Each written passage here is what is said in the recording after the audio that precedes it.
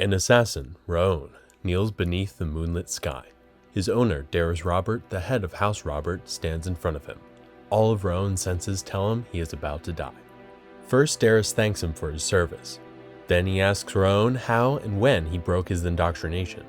To control the assassins, Daris had placed 2 leashes on each of them in the form of indoctrination and a rage worm, an insect that responds to its master's commands and begins to eat through Raon's heart.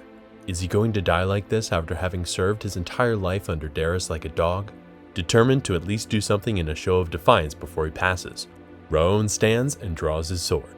Just when it seems that he'll at least land a strike, Daris counters and breaks his sword. How could he, an assassin, have thought that he could hurt the continent's greatest warrior in a direct confrontation? But at least it wasn't all quite for nothing. Daris looks down at a small cut across the back of his hand.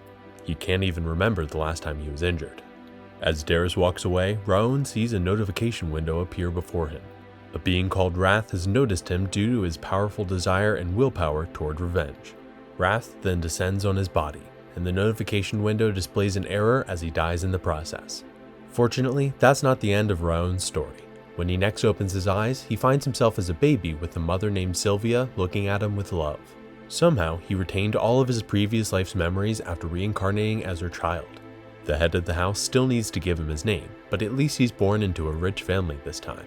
In his past life, he was able to obtain the skill of the most powerful swordsman from 100 years prior, the Ring of Fire. Not only that, but he was known as the greatest assassin in the history of House Robert. Just how much stronger can he get using his skill in his new life?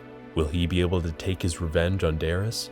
Before long, the head of the house, Glenn Zieghart, known as the Destructive King of the North, arrives. It seems he was reborn into the most powerful house on the continent. Glenn holds the baby in his arms, and in a cruel twist of fate, happens to name him Raon, meaning shadow. He's 100 days old now, and sleep comes to him at random intervals. Thus far, his mother was always next to him whenever he woke up, which kept him from using his mana. Since he's old enough to sleep in his crib now, he's finally afforded some alone time. First, he condenses the Ring of Fire technique to create a circular ring around his heart. The technique is perfect for allowing one to obtain an ideal warrior physique. It's the greatest cultivation technique there is. On top of that, it also has the advantage of being completely undetectable. If he can really cultivate it and master Zieghard's swordsmanship, he might really be able to realize his revenge. Before anything though, he needs to deal with the intense coldness filling his mana circuits. The blockage is in about 9 areas and could kill him over time if it blocks all of his circuits. But it seems easy enough to clear up with his Ring of Fire. Rather than just clearing it, he even combines it with the ring to circulate it. Then he falls asleep before he can do much more. The next day, an old man known as the Ragged Saint visits. Raon recognizes him as the greatest but most elusive healer on the continent. When he takes a look at baby Raon, the Ragged Saint immediately recognizes that he suffers from the curse of frost. He'll die before long if it isn't treated. His mother, of course, is devastated by the news. Not even the Ragged Saint was able to detect the Ring of Fire, so Raon is the only one that knows he'll be just fine.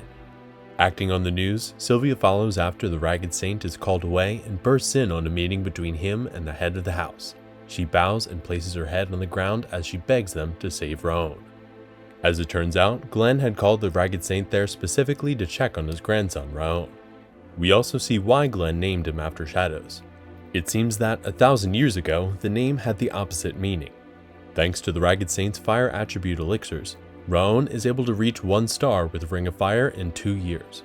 More time passes, and he reaches 2 stars with Ring of Fire by the age of 5. Ever since he had achieved his first Ring of Fire, he's been able to see strange status windows that confirm he's still suffering from low stamina and the frost curse. He's only 5 though, and he has plenty of patience. His revenge is still within reach if he can complete the Ring of Fire technique and learn Zieghard's swordsmanship. The day of an official ceremony comes, the Judgment Ceremony, meant to decide if someone is good or evil. When Raon and Sylvia enter the ceremony hall, the others belittle and gossip about them. His mother comforts him, and Glenn Zieghart arrives and takes his seat as the head of the household. A massive sword appears in the center of the room as the judgment ceremony begins. Each of those being judged must place their hand on the massive stone sword to test their talent for mana. First, and Zieghart is called forward. Since talent for mana stops developing after 4 years old, that's when children are gathered to test their mana. Burn ends up having high quality mana and the wind attribute, a fine attribute for a swordsman.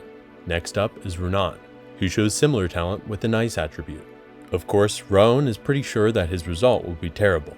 He might have reached 2 stars for Ring of Fire, but there's still a lot of ice in his mana circuits. Either way, it's not something he places much importance on.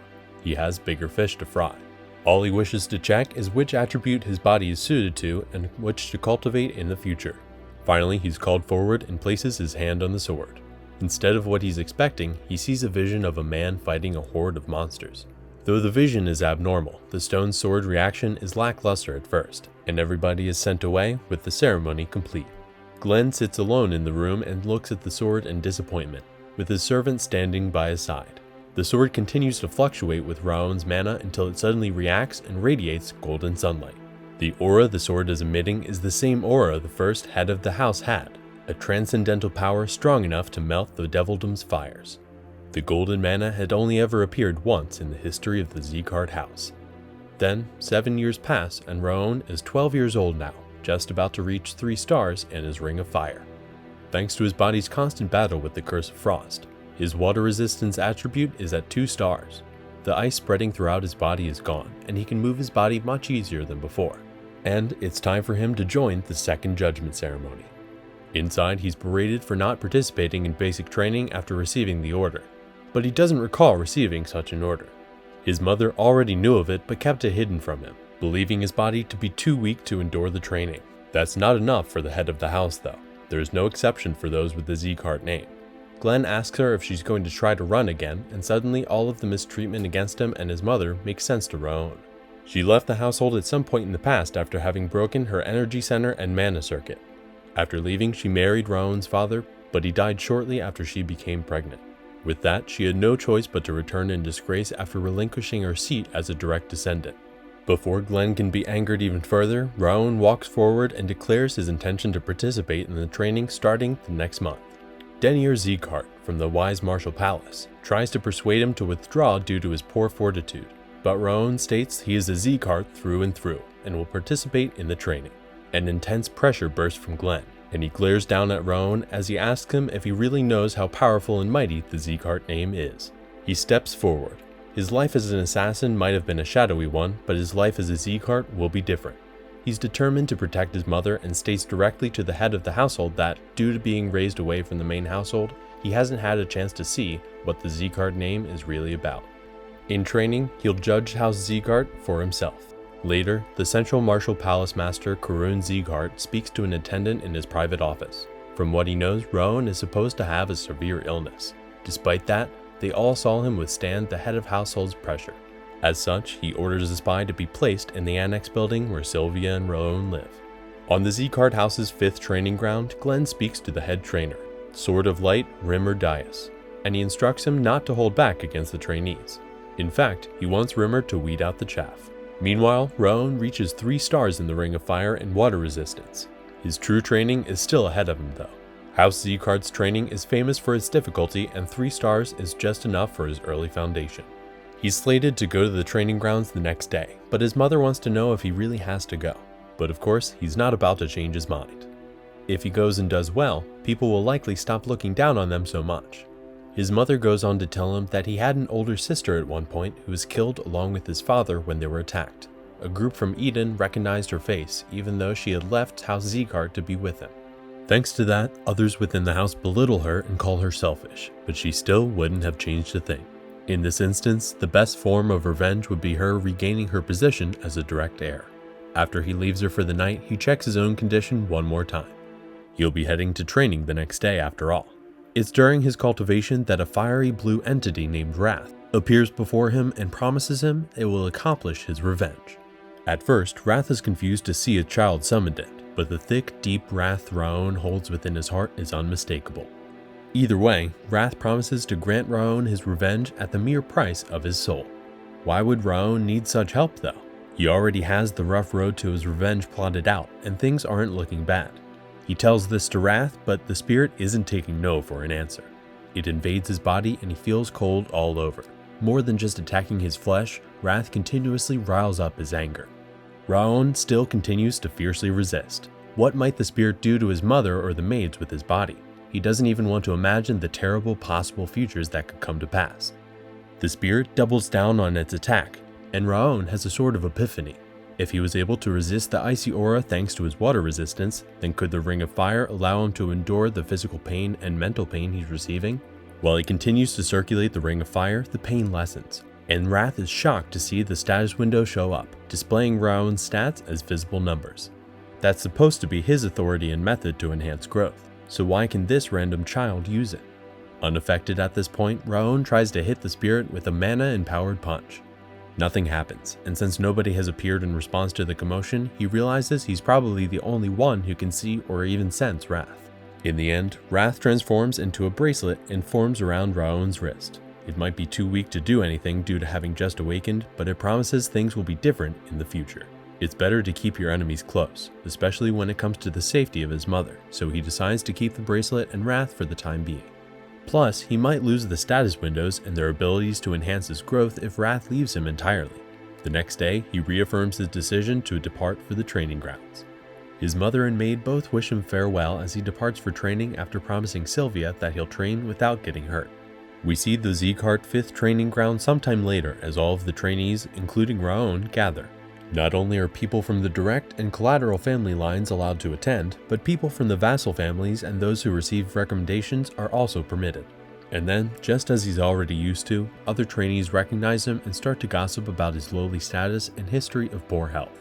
Though Raon is the only one who can see or hear it, Wrath rages at the gossipers, calling himself the King of Essence and threatening to brutally murder them. Raon himself approaches them in a somewhat more tactful manner, and challenges them to say it directly to his face instead. How could they look down on him when they're also only from the collateral line? Before a fight can start, another trainee stops them. Direct descendant Glenn Zieghart. Glenn has harsh words for them all, especially Raon, who he calls mere dust. He clearly believes Raon has no actual talent or skill and tells him to get lost, because there's no way someone like him could pass. Glenn originally plans to let it go with the last word there, but Raon isn't going to let him leave quietly. At the moment, they're all simple trainees without any authority, so why is Glenn acting so high and mighty? Does he hope to just rely on his father? They're interrupted again before a proper fight can break out as the trainer Rimmer appears. His first order of business is to declare that there are too many people, so he'll be reducing the number through testing to exactly a fourth of the original 160 trainees. The first test, the trainees must run until he tells them to stop. Raon, realizing it's not a race, starts to run. From what he knows of Rimmer, he looks at a person's character and potential. He wouldn't care so much about who ran at the front unless they also showed the most potential. It's a test of endurance though, and Glenn and Raon lead the pack. While others remark on how Raon is at the back and should be eliminated at any time, Rimmer's special ability to gauge potential comes back with nothing on Raon, meaning his potential is beyond what even he can perceive. Rimmer is shocked again after some time passes, and Raon continues to run despite his body's weak stamina. Whatever strength he's using is too much to be called persistence or tenacity. Such strong willpower to continue far beyond one's limit is usually only seen in well-trained warriors who have experienced near death many times. How is it possible for a mere child to have such willpower? They're all exhausted by now, and Raon even starts to slowly gain on Glenn, who takes personal insult and uses aura control to rush forward. Raon, though, showing more mental maturity, continues at her normal pace. Again, it isn't a competition. It feels like his heart and lungs are being crushed, but Raon continues to put one foot in front of the other and run by utilizing the Ring of Fire for more stamina. Taking advantage of his weakened state, Wrath launches another mental attack on Raon, who has to keep running like nothing is happening. He's going to collapse at any moment, but he still maintains his strong front, which only irritates Wrath further. Just when he truly doesn't think he can continue for much longer, Rimmer tells them all to stop. Not only did Raon manage to pass the first test, he also gained rapid improvement in Ring of Fire, and he's awarded by the status windows with increased stats. Up on the speaker stage, Rimmer tells the trainees he was lying about eliminating all but a quarter of them. He would be out of students if he did something like that. His true test was to see who would give it their all and run at full speed the entire time, and only one person passed the test, Raon. While they're being tested, Rimmer lets them know that they won't fail so long as they follow his instructions. With the test done, he titles them all as temporary trainees with full trainee status pending an exam in 6 months. He'll also pick a top trainee when that time comes, though he won't be ranking people. After he's done, Rimmer heads to his usual napping spot, only to be met by Glenn, the head of the house. They have a brief conversation about Raon's potential, and Rimmer even hints at wanting to personally train him. Glenn tries to wave Raon's outstanding performance away as a coincidence, saying it'll be difficult for him to become a warrior. Both he and Rimmer are fully aware that isn't the case though. After the test, other trainees gossip over Raon's performance. He had to have used some sort of trick, right? Wasn't he supposed to have an illness? Glenn Zieghart of the Collateral Line tells them about the elixir he heard Raon got from the Ragged Saint. Raon using an elixir to gain the upper hand makes much more sense to them than him being able to muster the strength on his own. Glenn rallies 2 of the trainees under the banner to teach Raon a lesson. Sure enough, it isn't much later that we see the 3 of them shoving Raon against a tree and yelling about abusing the power of an elixir to make fools of them.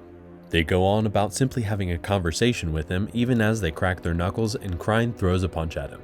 Raon slips past the punch and knocks out Glenn in a single hit, more than happy to have a conversation of fists. Wrath watches with glee as Raon mercilessly beats his attackers and sends them off with a warning to not appear before him again. Unbeknownst to all of them, Rimmer witnesses the whole event as well from his hiding place behind a tree. Just as he thought, Raon really does have a talent for martial arts. Back in their room, Wrath suggests a bet with Raon. If Raon manages to pass the official trainee test in first place, he'll get +2 to all stats and a random trait. But if he fails, he has to accept 10 points of emotion in Wrath. While 10 points of Wrath isn't much in itself, if he accumulates too many over time, he'll be unable to control his emotions. It might be a poisonous apple, but he has no choice but to eat it. Also, he believes he should at least be able to outmatch a bunch of kids as a reincarnator. During the day, the other trainees begrudgingly undergo basic exercises before practicing swordsmanship with much more enthusiasm. Rather than join them, Raon continues to build his foundation. Practicing swordsmanship with their poor skills is just a waste of time. Rather than swordsmanship, what he needs most is basic strength and stamina. During his incessant training, Raon observes that Raon is growing at a much faster pace than he should be. It makes no sense that he's lifting heavier and heavier weights every single day. Muscle strength with regular exercise is expected, but being able to increase the amount you can lift by 10 kilograms in a week is just absurd. She approaches him and notices that he gives off a strange scent that even goes so far as to strengthen her. She continues to train with him, while Burin mocks him for needing to build more of a foundation, and they're eventually joined by another trainee named Dorian. 6 months of training pass, and the morning of the test finally arrives. All of the trainees' guardians are in attendance to see the results, and Sylvia cheers them on. Glenn even comes to personally observe as the head of the house, something he has never done before. With everyone ready, Rimmer reveals the test. They have to pierce through his warrior pressure. Not only is the pressure a manifestation of aura, but in its purest form, it's the soul level a warrior has built through their achievements. It's the testimony of a warrior that can be expressed without aura. Even someone without aura could have immense pressure based on the difficulty of their training, so it's deemed a fitting test even for those without aura. He calls the trainees forward one by one and emits pressure customized to each to match the level of training he believes they should be at if they gave their all. All they have to do is endure and touch him to pass, and the use of aura constitutes immediate failure. Raon is able to stumble forward and pass with great effort, but Burin finds himself lying on the floor in front of the pressure as Rimmer berates him and those who followed him for wasting their time with hollow, meaningless swordsmanship practice when they could have been building their foundation. When he thinks of the consequences of failure, Burin somehow musters the strength to crawl forward and touch Rimmer's leg. Lastly, it's Raon's turn, and Rimmer lets out such an intense amount of pressure that bystanders far away in the stadium seats and even the head of house can feel it, and they look shocked. However, they don't realize that Raon has both the soul level of his past life as the greatest assassin and his new life, so he walks through the immense pressure and lays his hand on Rimmer's torso. A mere 12-year-old trainee being able to make it through pressure of such magnitude should have been impossible. We find out that, in Raon's case in particular, Rimmer was purposely exuding far more pressure than he thought Raon could take as a sort of lesson. Judging by the pressure he was able to make it through, it isn't a surprise that Raon is named the top trainee. Despite only barely being able to make it through under lesser pressure, Burin simply can't accept the result. He claims Raon is inferior to him in stamina, strength, and talent, so how could someone like that be the top trainee? He must have used some kind of trick. Burin uses the momentum of his accusation to challenge Raon to a direct fight for the title of head trainee. When the head of house is questioned on how they should proceed, Glenn asks Raon if he would like to participate in the duel. Raon declines since he doesn't stand to gain anything, but he tells them to duel for the position anyway, promising a bronze tablet to Raon if he wins. Such a tablet would probably let Raon get something pretty good, and he has no choice but to accept it anyway. The duel will be a single round using only their bodies. No aura or weapons are allowed. They start to fight, and Burn uses a special Void Tiger Fist technique his father passed down to him. Maybe they aren't allowed to use weapons or aura, but there is no mention of fist techniques, so he technically isn't breaking the rules. While Burn is only focusing on his anger and desire to put down someone he perceives to be lower than him, Raon realizes he's able to read Burn's flow, and all of his attacks. Not only that, but he even copies Burn's Void Tiger Fist and counters with the exact same technique. In the end, Raon stands victorious. He might have had suspicions before, but this is more than enough for Grimmer to confirm Raon's heavenly talent. We hope you enjoyed the story so far. Check out The Reincarnated Assassin is a Genius Swordsman to find out what happens next in Raon's quest for revenge.